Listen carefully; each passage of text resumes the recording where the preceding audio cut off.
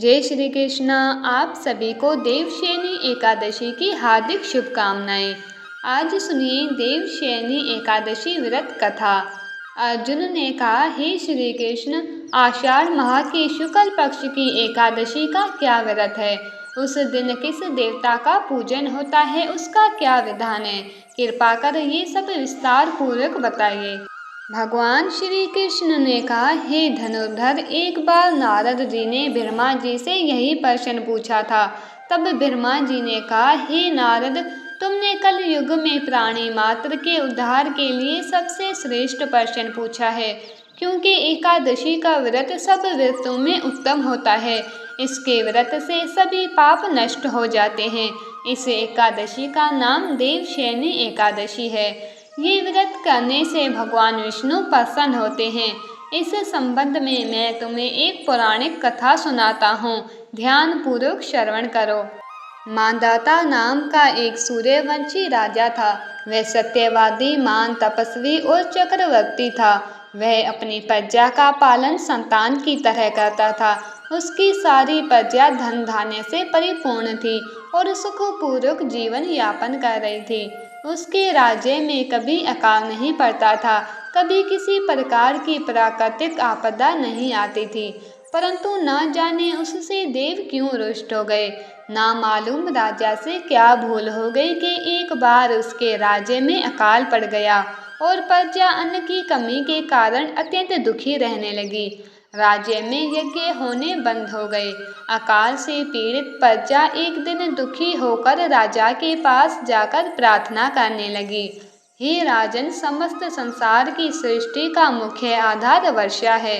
इसी वर्षा के अभाव से राज्य में अकाल पड़ गया है और अकाल से प्रजा मर रही है। हे भूपति, आप कोई ऐसा जतन कीजिए जिससे हम लोगों का कष्ट दूर हो सके। यदि जल्द ही अकाल से मुक्ति ना मिली तो विवश होकर प्रजा को किसी दूसरे राज्य में शरण लेनी पड़ेगी। राजा के वचनों को सुन प्रजाजन चले गए।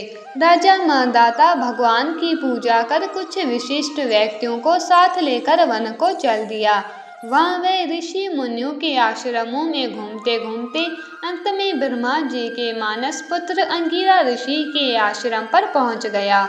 रथ से उतरकर राजा आश्रम में चला गया। वहाँ ऋषि सभी नित्य कर्म से निवृत्त ही हुए थे कि राजा ने उनके सम्मुख पहुंचकर उन्हें प्रणाम किया। ऋषि ने राजा को आशीर्वाद दिया, फिर पूछा, हे राजन, आप इस स्थान पर किस प्रयोजन से पधारे हैं, सो कहिए। राजा ने कहा, हे महर्षि, मेरे राज्य में 3 वर्ष से वर्षा नहीं हो रही है। इससे अकाल पड़ गया है और प्रजा कष्ट भोग रही है। राजा के पापों के प्रभाव से ही प्रजा को कष्ट मिलता है, ऐसा शास्त्रों में लिखा है। मैं धर्म अनुसार राज्य करता हूँ, फिर ये अकाल कैसे पड़ गया, इसका मुझे अभी तक पता नहीं चल सका। अब मैं आपके पास इसी संदेह की निवृत्ति के लिए आया हूँ।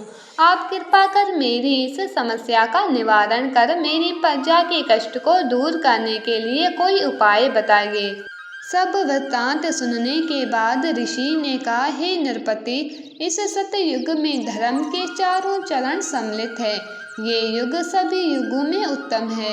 इस युग में केवल ब्राह्मणों को ही तप करने तथा वेद पढ़ने का अधिकार है, किंतु आपके राज्य में एक शूद्र तप कर रहा है। इसी दोष के कारण आपके राज्य में वर्षा नहीं हो रही है। यदि आप प्रजा का कल्याण चाहते हैं तो शीघ्र ही उस शूद्र का वध करवा दें।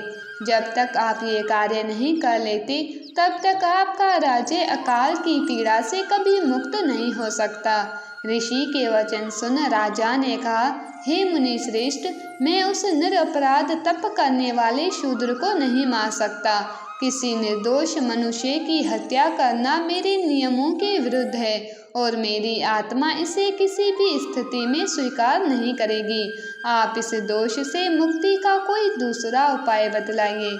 राजा को विचलित जान ऋषि ने कहा, हे राजन, यदि आप ऐसा ही चाहते हो तो आषाढ़ माह की शुक्ल पक्ष की देवशयनी नाम की एकादशी का विधान पूर्वक व्रत करो।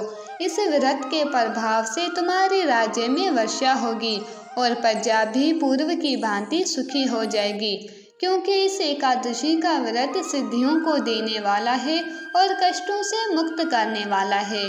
ऋषि के इन वचनों को सुनकर राजा अपने नगर वापस आ गया और विधान पूर्वक देवशयनी एकादशी का व्रत किया। इस व्रत के प्रभाव से राज्य में अच्छी वर्षा हुई और प्रजा को अकाल से मुक्ति मिली। इस एकादशी को पद्मा एकादशी भी कहते हैं। इस व्रत के करने से भगवान विष्णु प्रसन्न होते हैं। अतः मोक्ष की इच्छा रखने वाले मनुष्यों को इस एकादशी का व्रत करना चाहिए। चातुर्मास्य व्रत भी इसी एकादशी के व्रत से आरंभ किया जाता है। और इस कथा का सार है, अपने कष्टों से मुक्ति पाने के लिए किसी दूसरे का बुरा नहीं करना चाहिए। अपनी शक्ति से और भगवान पर पूरी श्रद्धा और आस्था रखकर संतों के कथनानुसार सत्कर्म करने से बड़े बड़े कष्टों से सहज ही मुक्ति मिल जाती है। जय श्री कृष्णा। अगर आप भक्तों को ये वीडियो पसंद आया है तो प्लीज़ इसे लाइक करके चैनल को सब्सक्राइब ज़रूर करना और कमेंट बॉक्स में राधे राधे लिखना ना भूलें।